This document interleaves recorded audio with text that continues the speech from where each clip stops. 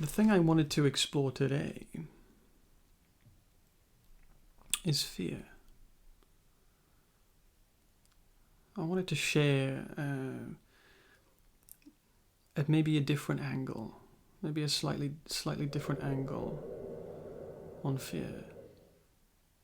You'll hear that noise, whatever that noise just was. I have no idea what it is. Every time I'm recording a meditation, it's like the house yawns. It does some weird noise. I think it's to do with the toilet. I think he's trying to talk. But anyway. I wanted to talk about fear. The reason for talking about fear is because I think that when we understand, or if we can at least have a slightly different angle on fear, just a different view of the same thing we all experience, it might help us with it. You know? So if we were to look at fear, we would see that what is it that we all ultimately fear above all else? Ultimately, above all else, if we were to summarize the lookbook of all temporary fears, it would come to the conclusion, and it would just be an empty photograph, and that would be death. The ultimate fear that we all fear above all else is our own disappearance, our own non-existence. In other words, we don't just fear dying. We don't fear we don't just fear the body dying. We fear that our consciousness, that which is listening to me right now, we fear that one day might just vanish. It might just be completely annihilated. It might just disappear, non-exist, die, end, stop. And that fear, that assumption that there may be a time where I will not be having an experience, is the fear of death. Now, think of it this way. The way I see fear is that fear is the universal response,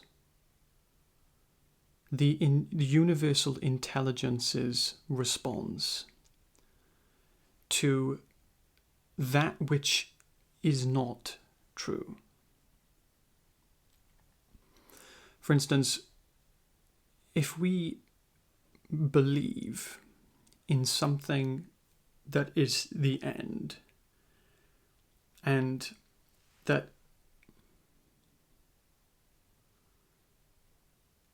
we can possibly vanish,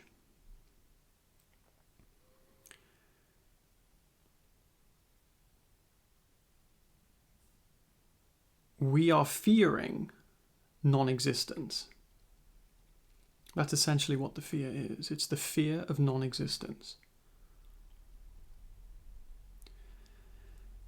And in that imagining, we completely veil the true existence of what we are, which is existence itself, obviously.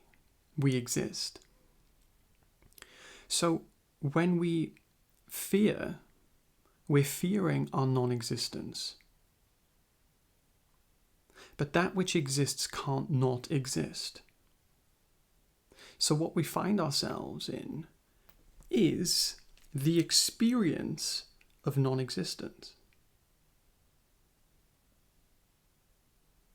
So fear is the experience of non-existence.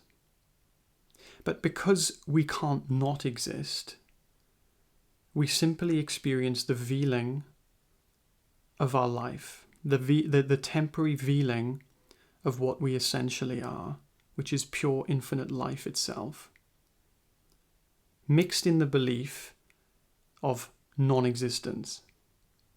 And what that looks like, what infinite life looks like, shining through the mind that believes itself in non-existence, or that is projecting the assumption that one day they might not exist.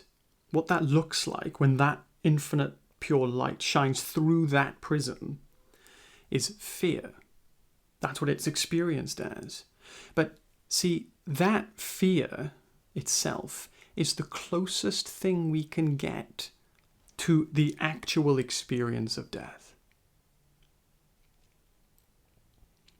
That very fear, the fear of dying, is the closest to dying we will ever experience.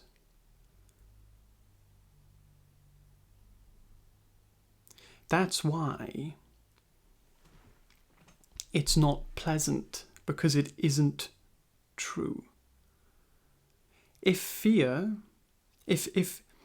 believing in our non-existence, if believing that one day we could disappear and never come back, and that somehow we could be alive and then not be alive, or we could be having an experience and then someday vanish and just not have an experience, if that was not fearful, if that wasn't experienced as fear, we would have no reason to try and think otherwise. And if we had no reason to try and think otherwise, we would never find the pathway back to true existence, to true life, to true infinite being. We'd be going in one direction and there'd be no wall to nudge us back. We'd just be going off into non-existence. Do you see? We'd be going into our own reality of non-existence. And we would still exist. So there would be no nudge to bring us back into what reality is. We'd be in reality, but we wouldn't be in reality. We'd be in an assumed imaginary place. Fear is the universal intelligence nudging us back to bring us to the source of existence itself, the source of infinite life. What do I mean when I say the source of infinite life? I simply mean that consciousness,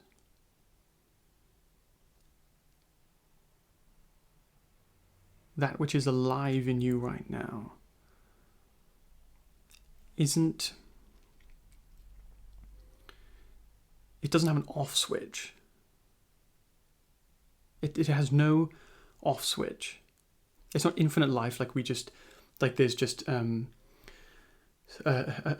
being and it just grows old forever and ever. No, it's just the continuation, the perpetual continuation of experience. And experience will always be experienced as if it's you experiencing it. For instance, every dream you've had, even if you weren't even a human being, you could have been another animal.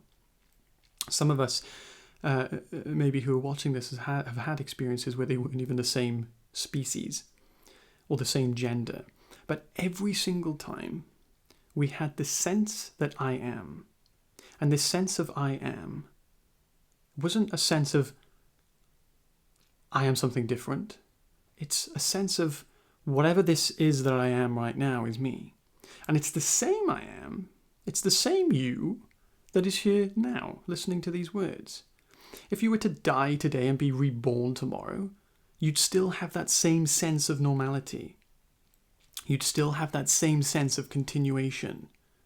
You don't just go from having an experience to someday you switch, you're dead, you disappear, and then all of a sudden you're like, oh my God, I'm in this new body. It's never experienced that way. It never has been. You've never had an experience where you're not yourself.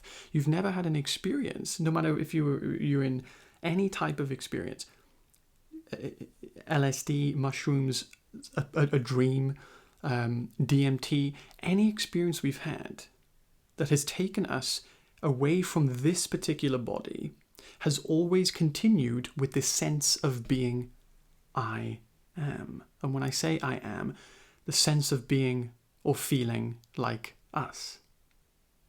The sense of being me. And the word me is often confused in these in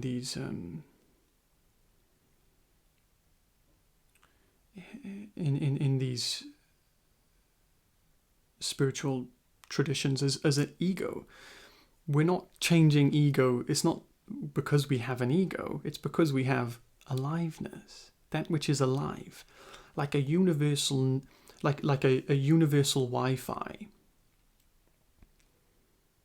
It doesn't turn off. It's always present. So whether it's the experience of a cat, a fly, a mouse, a bird, a human, you in a dream, you in a DMT trip, it's the same I. So we're never going to have that change. We're never going to feel like we're not me. And I'm not talking about those days where you don't feel like yourself. And I'm not talking about that. That's the sensations of the body that don't feel regular. But the sense of you is always present, and it will always be present, and that can never die. So when we believe that it can, if we believe one day this me, this sense of continuation of my experience that is ever present, never changing, can stop that, we experience fear. Because it's not true. And in imagining that end, we cover our existence. We cover it, but we still exist. So instead of just blipping out of existence, we just experience fear. That's all it is. The one minute we forget about that, we go whoop, back to reality, and now I'm, not in fear.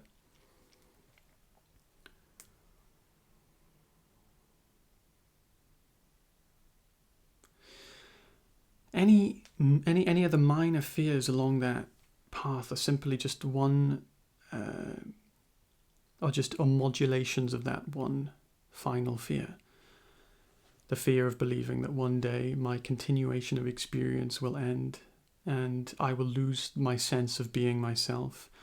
I will lose my sense of consciousness, or I will lose consciousness completely, and I will vanish. But it's not true.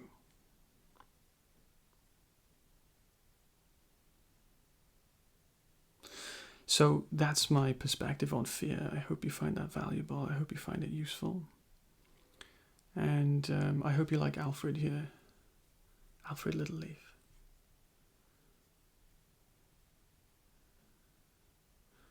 I got this little guy from a friend for my birthday. I had to get him in this video. I could not keep him in the video. Anyway, peace and love, everyone. Thank you for being here and listening. I'll speak to you soon.